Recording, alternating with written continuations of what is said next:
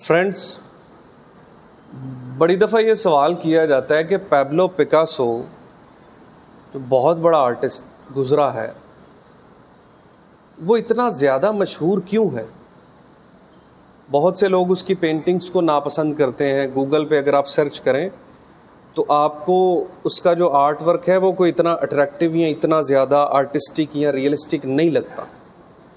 उसके बावजूद वो 20वीं सदी का सबसे मारूफ, सबसे बड़ा आर्टिस्ट क्यों है।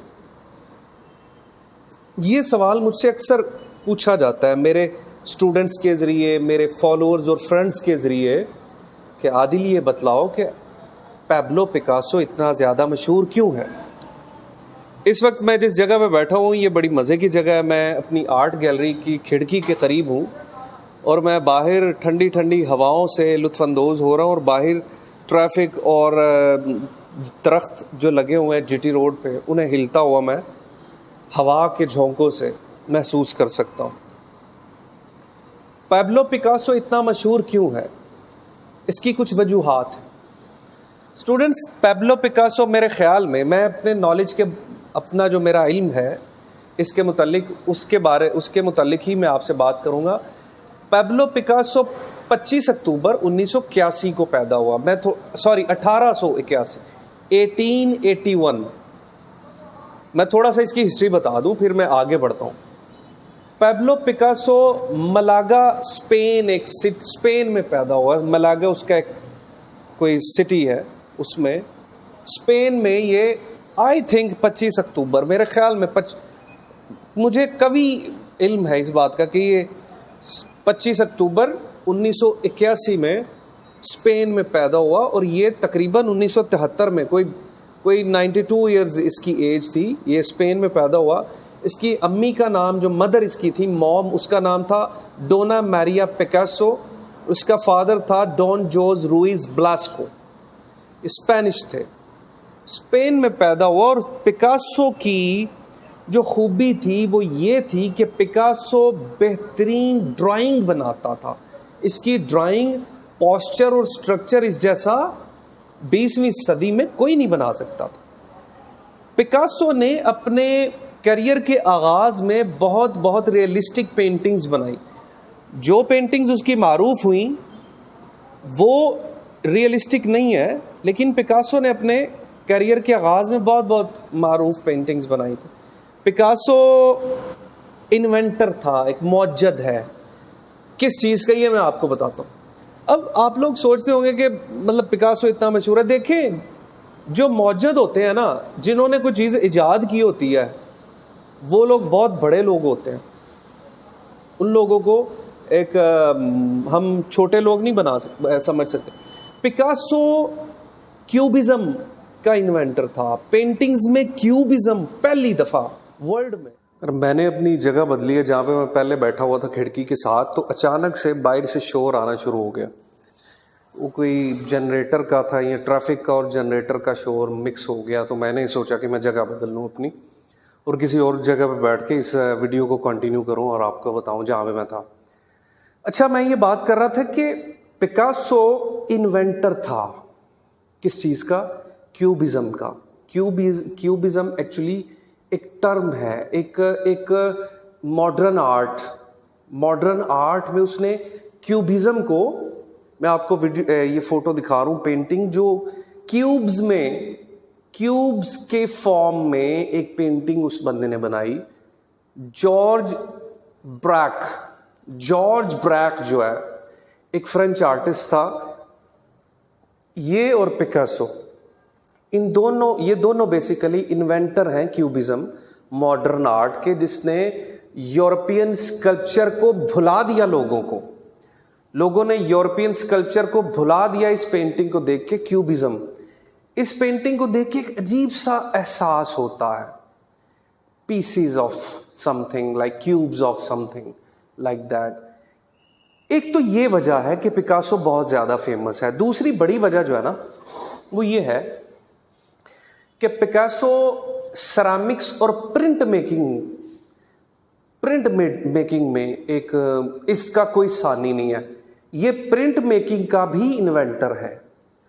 और सेरामिक्स के ऊपर इसका जो आर्ट वर्क है ना, वो आज भी, जिसे मेडोरा पिकासो सेरामिक्स कहते हैं, आप अगर गूगल पे सर्च करें ना, Medour MEDOUR I think, Medour Picasso ceramics या मेडोरा पिकासो सेरामिक्स, आप वहां पे लिखें, आपको उसके सेरामिक्स के ऊपर किया गया जो आर्ट वर्क है ना, that was actually invention of Picasso in modern art. ये तो होगी दो इन्वेंशंस। एक तीसरी जो जबरदस्त किस्म की पिकासो की जबरदस्त इन्वेंशन है, जिसकी वजह से वो बहुत ज्यादा मशहूर है, वो है ब्लू पीरियड। अब ब्लू पीरियड क्या है जी? ब्लू पीरियड एक टर्म है आर्ट की, जो कि 1901 से लेके 1904 3 साल पिकासो ने मोनोक्रोमैटिक पेंटिंग्स बनाई, जिसमें उसने सिर्फ और सिर्फ ब्लू और ब्लू ग्रीन कलर्स का इस्तेमाल किया। पिकासो ने जो 1901 से 1904 के दरमियान पेंटिंग्स बनाई, उनमें सिर्फ ब्लू और ग्रीन ब्लू का ही इस्तेमाल करके बेहतरीन और उम्दा पेंटिंग्स बनाई। और पिकासो 20वीं सदी का एक बेहतरीन आर्टिस्ट था, इसमें कोई शक नहीं है। पिकासो की पेंटिंग्स के बाद लोग, यूरोपियंस जो हैं, वो स्कल्पचर को भूल गए। ये 3 खूबियां पिकासो की जो बड़ी, जो मेरे इल्म में है, वो एक ये कि वो क्यूबिज्म में उसका वो माहर और इन्वेंटर है। क्यूबिज्म पेंटिंग, क्यूब्स वाली पेंटिंग बनाई उस बंदे ने। दूसरा, ब्लू ग्रीन कलर्स को के साथ पूरी वो पेंटिंग बनाता था, ये उसकी दूसरी इन्वेंशन है। तीसरा, सेरामिक्स और प्रिंट मेकिंग का वो इन्वेंटर था।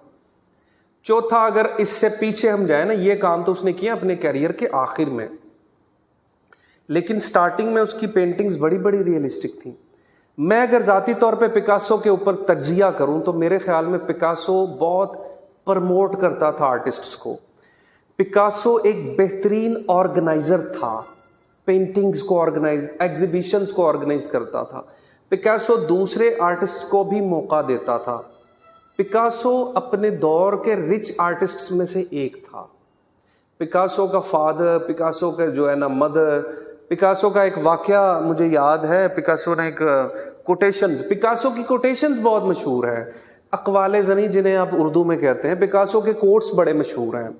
पिकासो का एक वाकया, पिकासो कहता है कि मेरी माँ, जब मैं छोटा था, मेरी माँ कहती थी, बेटा अगर तुम फौज में गए तो तुम जनरल बनोगे, अगर तुम मजहब में गए तो तुम फादर बनोगे, पादरी बनोगे, पोप बन, अगर तुम फौज में गए तो तुम जनरल बनोगे, अगर तुम मजहब में गए तो तुम पोप बनोगे।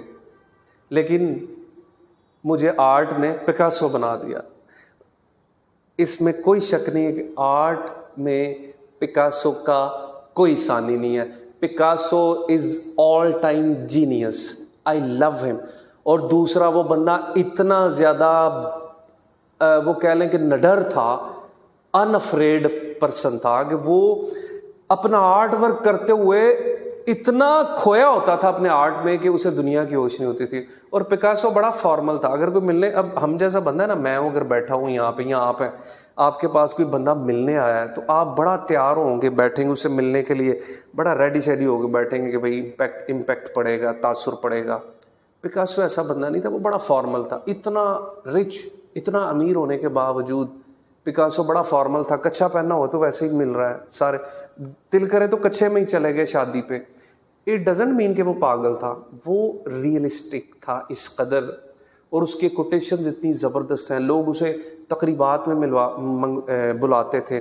और ये हमारी खुशकिस्मती है हम आर्टिस्टों की कि वो 92 साल जी गया और हमारे लिए वो चीज़ें छोड़ गया जिसका हम तसव्वुर नहीं कर सकते।